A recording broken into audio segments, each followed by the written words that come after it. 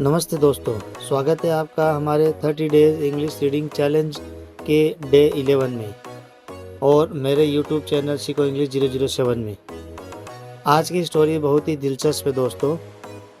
आज की स्टोरी में वैसे इंग्लिश में सीखने को बहुत कुछ है। इंग्लिश सीखने के इस सफ़र में डे यानी आज का जो दिन है डे 11, आज हम एक ऐसी कहानी सुनेंगे जो हमें सिखाएगी कि बिना सोचे समझे की गई मेहनत हमेशा बेकार जाती है। तो दोस्तों, बिना सोचे समझे की गई मेहनत हमेशा बेकार ही होती है। तो चलिए स्टार्ट करते हैं आज की स्टोरी हमारी द फुलिश मंकीज़ यानी मूर्ख बंदर। आज की स्टोरी बहुत ही इंटरेस्टिंग है। A long time ago in winter time. Winter time का मतलब होता है दोस्तों सर्दियों के मौसम में।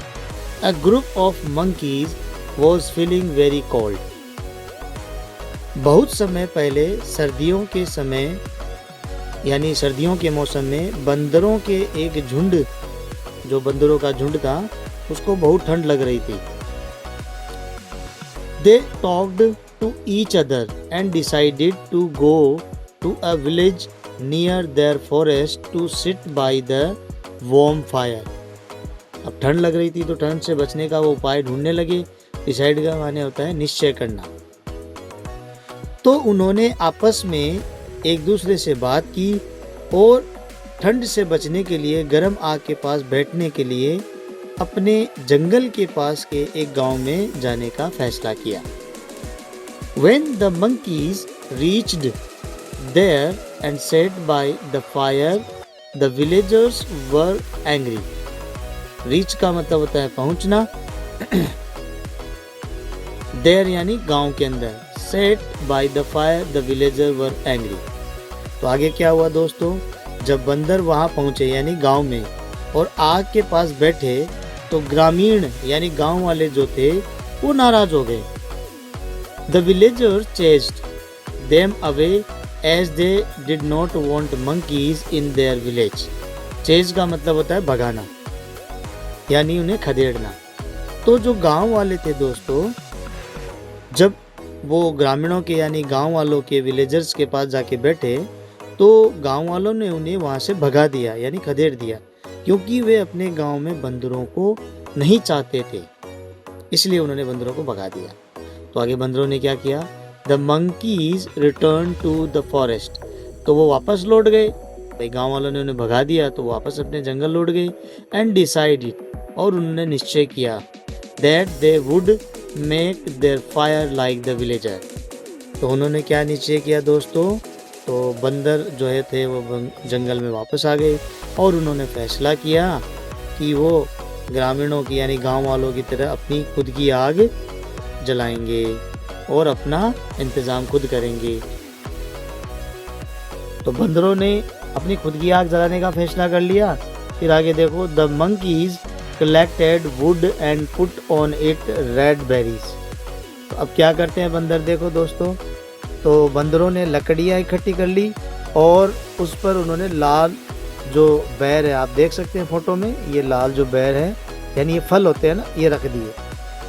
They thought the red berries were coal and would make the fire. अब उन्होंने क्या सोचा कि जो लाल बेर है वो कोयले हैं और उनसे आग लग जाएगी या आग जल जाएगी। But there was not fire, लेकिन अब ऐसा करने से तो आग जलेगी नहीं, तो इसलिए वहाँ पे कोई आग नहीं जली। एंड दे वर पजल्ड, वो बिल्कुल परेशान और हैरान रह गए। The birds on the tree had a hearty laugh at the foolish monkeys. The monkeys were ashamed of their foolishness. तो होता क्या है, जब वो बेरी से आग लगाने का सोचते हैं तो आग तो जली नहीं, लेकिन वो हैरान हो गए कि आग कैसे नहीं जली। तभी पेड़ पर एक पक्षी बैठा हुआ था। वह पक्षी ने मूर्ख बंदरों पर दिल खोलकर हंसी की, यानी वो दिल खोलकर हंसा। मतलब जो काम वो कर रहे थे वो बंदरों को भी बाद में समझ में आ गया कि ये गलत काम है, मतलब वो मूर्खता कर रहे हैं। और फिर बाद में बंदरों को भी क्या आ गई, शर्म आ गई, वो शर्मिंदा हो गए और अपनी शर्मिंदगी पे वो बहुत ज़्यादा निराश हुए। तो आज की हमारी कहानी क्या है दोस्तों, बंदर जो थे वो मूर्खता का काम कर। तो दोस्तों आज की हमारी कहानी का मोरल क्या है, gather complete knowledge of everything, यानी हमें पूरी चीज़ का नॉलेज लेना चाहिए। तो बढ़ते हैं हमारे वर्ड मीनिंग्स की तरफ। तो ये हमारी आज की वर्ड मीनिंग्स। फुलिश यानी होता है मूर्ख, फुलिश यानी होता है मूर्ख। शेल्टर माने होता है आश्रय या पनाह। फायरफ्लाई होता है जुगनू। एडवाइस यानी होती है सलाह। विंटर यानी सर्दी का मौसम। शिवरिंग यानी कांपना। बंडल यानी गट्ठर या ढेर। और आगे बढ़ते हैं, ब्लो यानी फूंक मारना। और रियलाइज यानी होता है एहसास होना। यूजलेस बेकार। अनोइड यानी चिढ़ जाना या नाराज होना।